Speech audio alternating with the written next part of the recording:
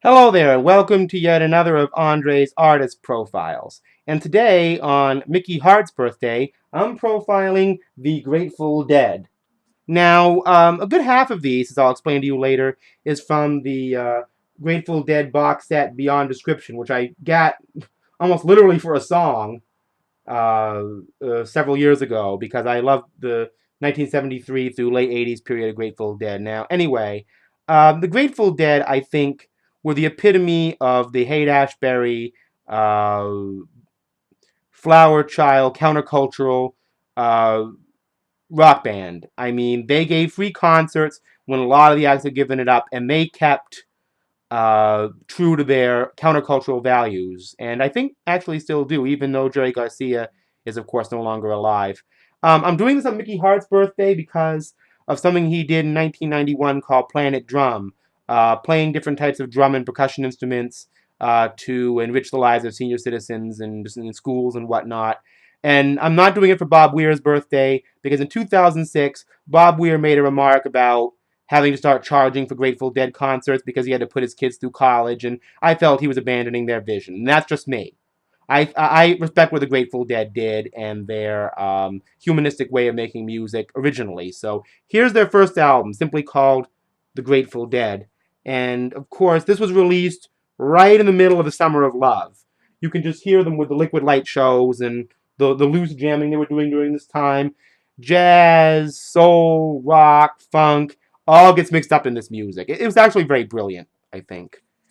Their second album, Anthem of the Sun, which is from 1968, another album right in that same league. Fantastic. Same with this one, Aximosa, from 1969, kind of the end of their psychedelic period.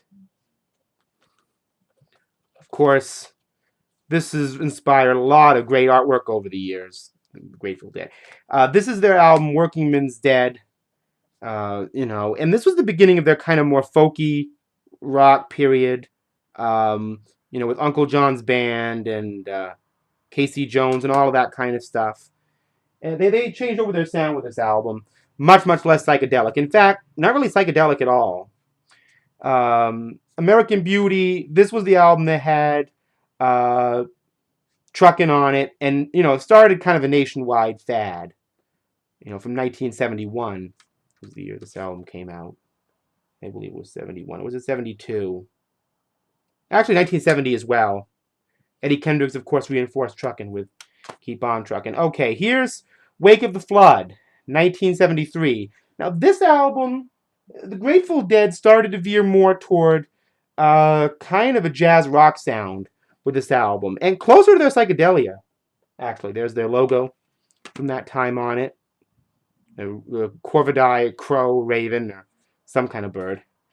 And they followed it up with Live from Mars Hotel. Well, it's not Live from Mars Hotel. It's not a live album. This is actually a studio album by the Grateful Dead from 1974. And this album is very strongly informed again by jazz fusion. And the band get a lot funkier here. I mean, the Grateful Dead were, pretty much destined to do funk sooner or later. Just their whole attitude was kind of funky.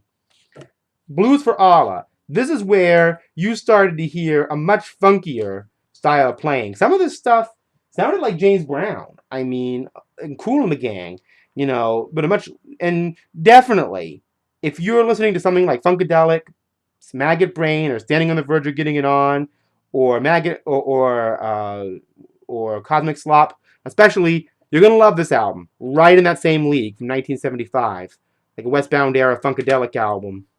There's the band on the back, and Jerry Garcia in the middle, and Mickey Hart as well.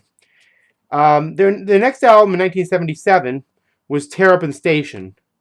And on this album, they did a really jamming cover of Martha Reeves and the Vandellas' Motown classic, Dancing in the Street. I love those turtles dancing in the cover. And, this is another amazing kind of jazz, funk, soul inspired album. Now, if you want serious jazz, funk, and soul, you get this album, Shakedown Street. Everybody said they went disco, but R. Crumb did the cover. And how funky do you want to be on that?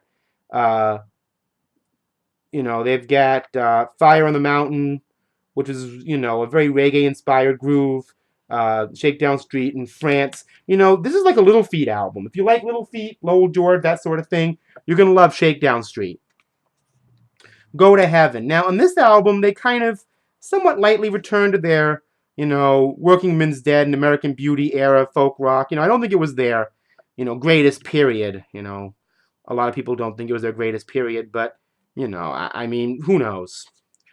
Uh, you know, Dead Set, a live album from 1981. And as you know, with the Deadheads, the Grateful Dead are known primarily as a live band. Here's the 2 CDs in that set. Reckoning, another live set. This one recorded in 1981 again. Okay, so in 1987, the Grateful Dead came out with this album called "In the Dark."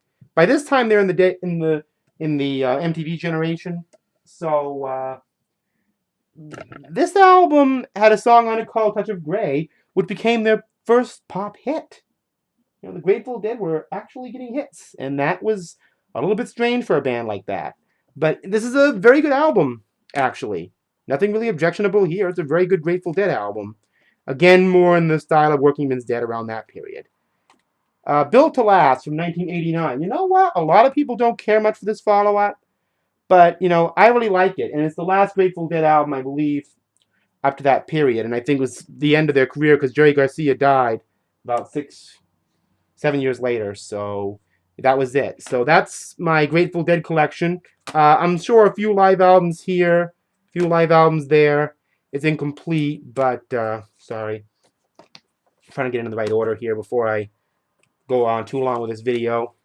But it's a pretty complete collection of my Grateful Dead albums. Having the box set helped, but I just bought a lot of the 60s stuff, really cheap because, place called Bull Moose Records where I buy a lot of my music.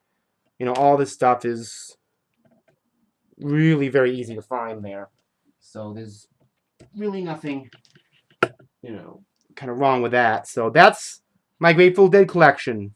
And a very, very happy birthday today to Mickey Hart. Keep on drumming.